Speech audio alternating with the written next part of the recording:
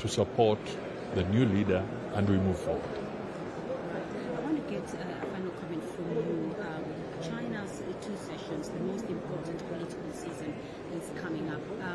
What would be your expectation in terms of China-Africa relations, and specifically in terms of China-Kenya relations?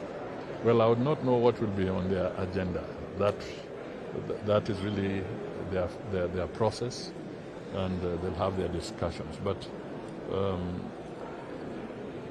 judging from FOCAC last year, China is a strong partner to the African continent. Several countries are engaging with China, especially when you look at it on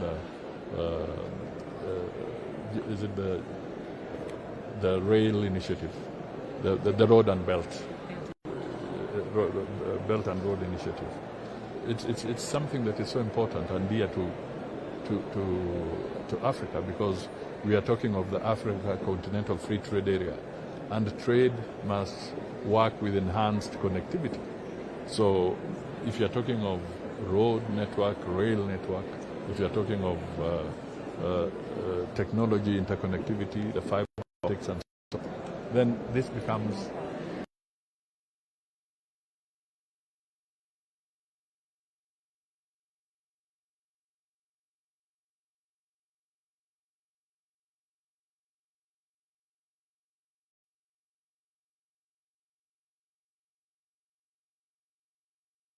China's voice is very strong, and we hope that they can amplify it even more to support Africa.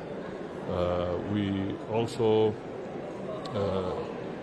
from the Kenyan perspective, we have very good relations, and we are looking at extending the SGR from Naivasha to the Uganda border, for instance. We are looking at the main artery of the road from Nairobi, Mau Summit, again to the border. So these are critical areas, and many others that we would be happy if we are able to find common ground and be able to move forward. So this would be some of the expectations. But clearly, you can see that the geopolitics is also volatile. We must anticipate new tariff wars. So we also need to look at what would be the implications to the African continent if these tariff wars continue. What impact do they have on our manufacturing, on our agriculture, and so forth? Thank you very much. Thank you. I'll still come for that interview in Nairobi before the two sessions. Please, Thank you very much. Thank you so much, sir. Mheshimiwa, tafadhali kidogo tu. Tafadhali. Just one question. Al-Qahira news from Cairo, Egypt. I just have one question. Which one is that? So you guys must control this. No. There are too many now. Just one question, please. Then they do it now. No, we no longer do it. Okay, just one question, please. So if they do it, it should be joint. I only have 2 minutes to air, so I just have one question. Yes, Nitakuja, but after that, you guys. Let me organize. We have to do a joint one. If it is one, at least two go back to this. So ngoja patakuja hapa. Na hii ni mwisho tu sasa. Sawa. Ama suleta kamera yako hapa hivi. Sawa. Leta kwa.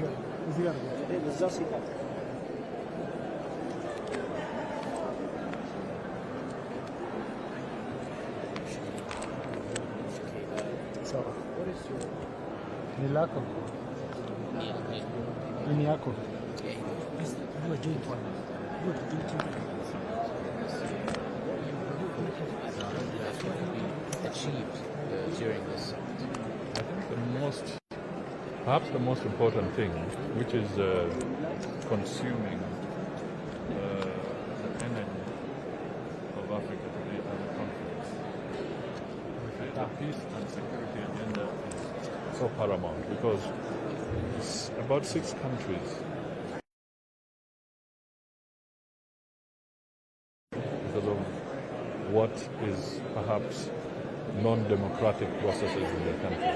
But over and above that, we have the challenge around DRC, we have the challenges in Sudan, we have the challenge in Sahel area, and also sporadic extremist elements, some in Mozambique, some in the north, like Libya, some sections and so are consuming the energies of the African leadership and the resources. So I think the new leadership and why this election was important is for us to move forward so that the African Union can take a more proactive role in trying to intervene in these challenges, including South Sudan.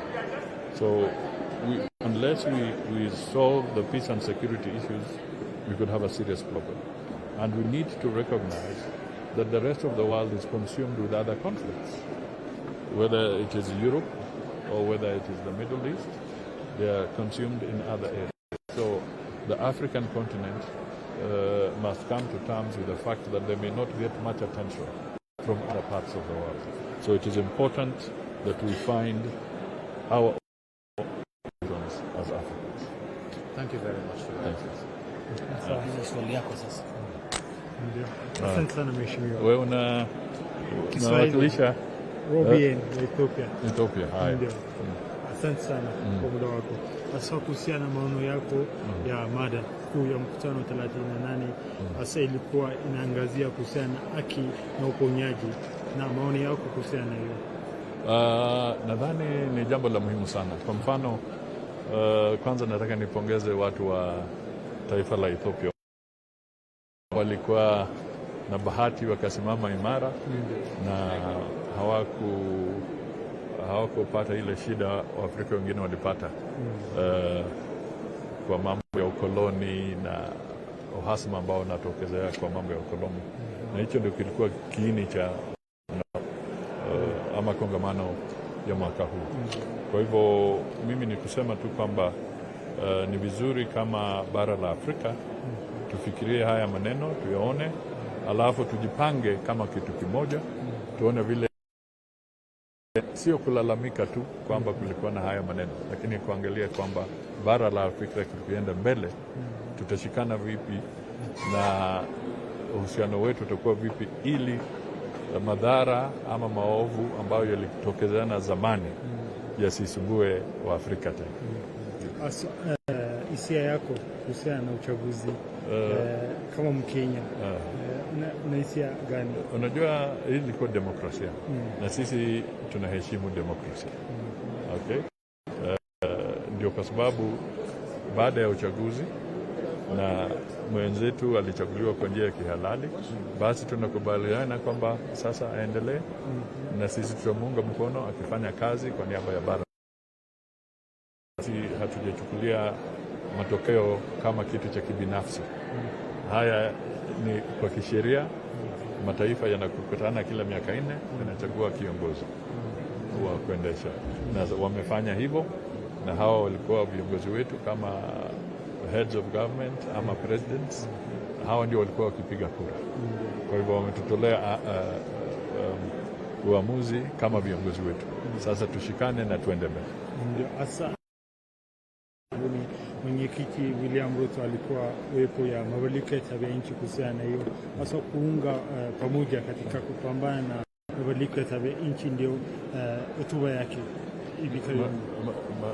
Burudia tena? Hasa mabadiliko ya tabia nchi. Mabadiliko ya tabia nchi, mabadiliko ya hali ya hewa. Ndio mabadiliko ya hali ya hewa. Mazingara. Mambo ya environmental climate. Na kuhusiana na hiyo. Amezungumzia na atatoa ripoti kuhusu amezungumzia yale yalitokea Nairobi, yale yalitokea New York, yale yalitokea Baku na mikutano mingine ambazo zimehusika na mambo ya mazingira.